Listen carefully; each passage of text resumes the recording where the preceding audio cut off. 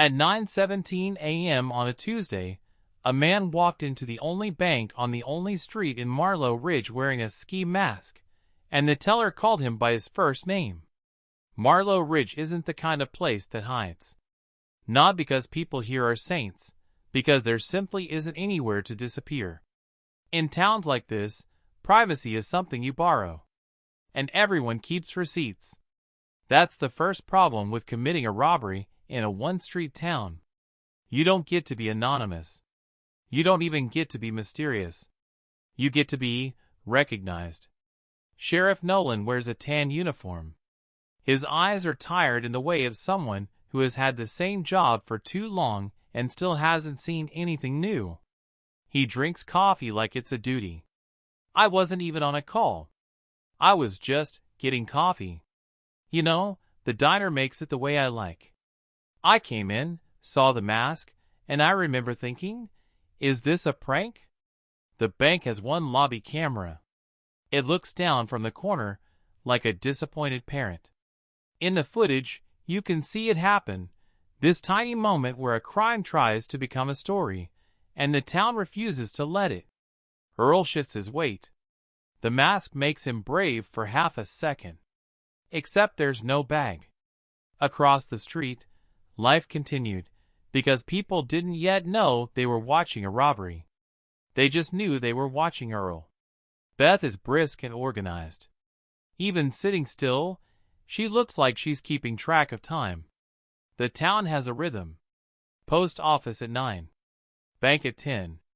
Diner all day. If something interrupts that, you notice? I saw folks stand up, like they'd heard thunder. A couple of locals begin to cluster on the sidewalk. Nobody runs. Nobody screams. It looks more like a community meeting forming by accident. There's a strange confidence in a place that knows everyone's car. Because the second problem with robbing a bank in a one-street town is parking. He gives a thin smile, the kind that's half humor and half exhaustion. His truck was right out front. Big old pickup. Watkins Plumbing on the side. Like advertising. In the bank footage, the door chime rings again. That same little bell. Sheriff Nolan enters holding coffee. He pauses. He looks at Earl. Earl looks at him. It's almost polite. In that moment, a crime becomes a conversation. Lena's expression tightens just slightly when she remembers it. And then comes the third problem. In a one-street town, the bank doesn't just hold your money. It holds your history. I knew he was behind on his mortgage. I knew the numbers because I'm the one who told him. You know? It's not gossip, it's literally my job. Earl didn't walk into a bank. He walked into a place that remembered him. That sentence could end the story right there. But it wouldn't be honest, because the truth is, Earl did think it through. He just thought it through the way desperate people do, fast, narrow, and alone. Earl isn't a bad guy. He's proud. He hates asking for help. He'd rather carry something until it breaks him than admit it's heavy. The robbery didn't begin at 9:17 a.m. It began months earlier, quietly, when Earl started avoiding the bank. When he stopped picking up calls. When he started paying bills in pieces instead of whole. He told himself it would be temporary. That's how it starts, not with a mask, but with a story you tell yourself. The footage doesn't show a violent man. It shows a man trying on a role he doesn't fit. And in Marlow Ridge, the town won't let you pretend for long. By 9:21 a.m., no money had changed hands. No alarm had been triggered. And yet, the entire town was already forming a circle around the bank. Not to watch a criminal. To witness a neighbor. In cities, a bank robbery draws sirens. In Marlow Ridge, it drew folding chairs. There's an important detail here. Nobody was panicking. Not because danger wasn't possible, but because danger in Marlow Ridge usually has a face, a name, and a reason. Honey isn't always affection in a small town. Sometimes it's correction. Sometimes it's a reminder. I've known you since you were little. Earl's grip loosens, just slightly. Outside, the crowd grew. Not a mob. A congregation. People think small towns are judgmental. Sometimes they are. But they're also involved. You can't fall quietly here. Folks will show up whether you want them to or not. Earl didn't just have an overdraft. He had a reputation. He fixed pipes for half the town. He'd shown up at 2 a.m. for broken water heaters. He'd done work in exchange for casseroles and old lawnmowers. He'd been, in a modest way, useful. And then his life stopped being manageable. In documentary terms, we might call this context. In human terms, it's the reason nobody was eager to see him ruined. Inside the bank, the sheriff did something you're not trained to do. He talked like a neighbor first. And then Lena said something that never appears in bank robbery training videos. She said it quietly, like sharing a secret. The gun, by the way, was not a gun. Outside, someone made a phone call. Then another. Then another. In less than 10 minutes, everyone who had ever known Earl's business knew Earl's business. That's not cruelty. That's gravity. News falls quickly here. By 9:26 a.m., a volunteer firefighter truck pulled up. Lights on, no siren. The driver didn't run. He walked. And then, something even stranger. A man from the diner crossed the street carrying a paper bag. This is the heart of it. The town responded to a crime the way it responds to a problem, with proximity, with food, with witnessing, with the awkward kind of love that doesn't know how to be elegant. Inside, Sheriff Nolan kept his voice steady. Earl, let's step outside. No one needs to get hurt. Just come on. Earl hesitated. Then he did something that, in Marlow Ridge, counts as a confession. He took off the mask. When he pulled it up, the whole town got what it came for. Not a villain. A face they recognized. Her eyes glisten, but she doesn't let herself cry. He looked embarrassed. That was the first thing. Like a kid caught stealing gum. And I remember thinking, oh honey. Oh no. It's easy to turn this into a joke. And the town did later. People are human. Humor makes things less sharp. But in the moment, there was nothing funny about watching a man come undone in public. Earl walked out of the bank at 9:29 a.m. without cash, without a mask, and without any clear idea of what came next. In a one-street town, the end of the robbery was only the beginning of the story. A slow pan down the street later that day. The bank door is closed. The sidewalk is empty again. The chair display is back in place. Traffic passes like nothing happened. By noon, Marlow Ridge had already rewritten the morning in its own voice. There are towns that erase bad events. And there are towns that preserve them, like jars in a pantry, because you don't know what lesson you'll need later. Gus taps the counter lightly.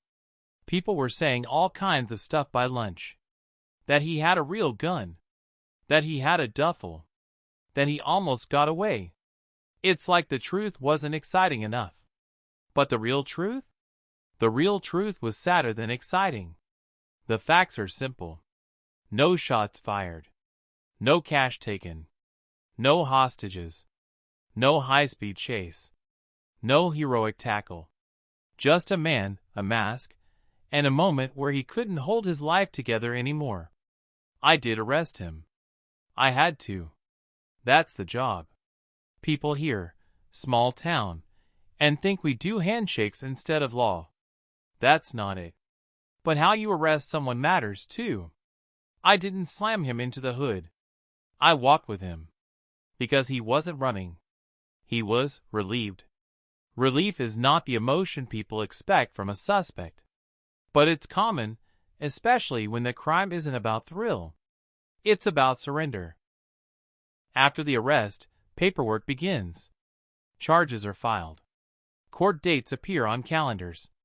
But in Marlow Ridge, there's another process that runs beside the legal one. The social sentence. A town can punish you without trying. You just stop getting called. Stop getting invited. People stop meeting your eyes. That kind of punishment lasts longer than court. So the question became, what do we do with Earl? It's a question every community answers, whether it admits it or not. Do we make someone a symbol? Or do we make them a person?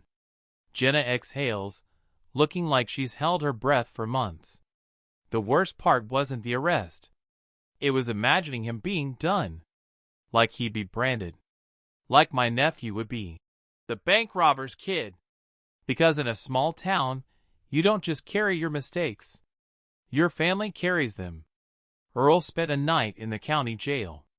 Long enough to hear the echo of his own decisions. And then something happened that would surprise people who believe justice is only what happens in court. The town showed up again. Not at the bank.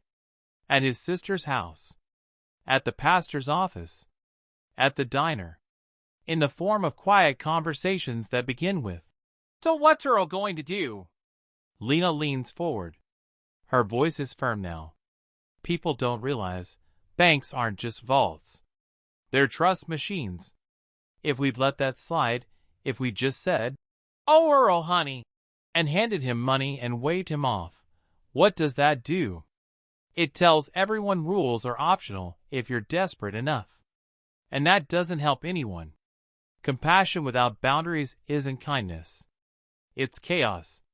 But boundaries without compassion aren't justice. They're cruelty. Marlow Ridge, messy and human, tried to find the middle. He rubs his forehead, tired. I talked to the DA. I talked to the judge. I also talked to Earl. And I told him, you're going to take responsibility. But you're also going to live. That's the goal. Not to end you. To stop this from happening again. The legal details aren't ours to dramatize. The court system doesn't belong to a narrator. What we can say is this: Earl faced consequences. And he also faced something more complicated. He faced people who refused to let him become only his worst moment. Kids on bikes. Someone sweeping a sidewalk. A mailbox opening and closing. The bank doors opening in the morning like always. In the weeks after, the town did what it always does, talked. Some said Earl should leave. Some said he should be punished harder. Some said, quietly, that they'd been close to the same edge. And then the practical questions came. Who will fix the plumbing at the diner? Who will patch the pipes at the church? Who will unclog the school bathroom before the winter freeze? In a small town, moral questions quickly become logistical ones. Marty looks conflicted, honest. I was mad. I was. Because you don't threaten Lena. You don't bring that kind of fear into our place. But I also knew him. Earl fixed my sink when my kid was sick and I couldn't deal with it. He did it, and he wouldn't take money. He said, just feed your kid. So what am I supposed to do with that? Delete it? This is the uncomfortable truth documentaries rarely get to. People are consistent. They do good things and bad things, and sometimes the same person does both. And communities have to decide what to do with the whole. He looks straight into the camera now, as if he's accepted there's no hiding. I wanted to be the kind of guy who never needed help. That was my thing. Pride. Stupid pride. After it happened, people started offering me work again, but different. Like, come fix this, and we'll pay you up front. Or, we'll pick up the materials. And I hated it. Because it felt like charity. But it wasn't charity. It was structure. It was people making sure I didn't fall through the same hole. A structure. A net. In bigger places, anonymity can be mercy. In smaller places, accountability can be mercy. Marlow Ridge didn't let Earl vanish into shame. It also didn't let him pretend nothing happened. She nods once. We still see him. Not at the bank as much, but around. And I'll be honest, the first few times my stomach flipped. Then one day he came in. No mask, obviously, and he didn't ask for anything. He just said, "I'm sorry." That mattered. Because I needed him to say it out loud, in the place where he scared me. Apologies are strange things. In court, they're often strategic. In life, they're often late. But in a one-street town, an apology has a physical weight. It travels through people. It changes how they hold a story. So what happened to Earl? He didn't become a legend. He didn't become a warning sign. He didn't become a punchline, not permanently. He became what most people become after a mistake, a person with a scar. Pastor Ray looks toward the window of the church. There's a temptation to turn this into a neat moral. Don't rob banks. But that's not the lesson. The lesson is that desperation is louder than people think. And pride is quieter than people realize. And help is complicated. On the street in Marlow Ridge, the bank still opens at 9. The diner still serves coffee. The barber still cuts hair. The post office still sorts the mail. And the town still tells the story.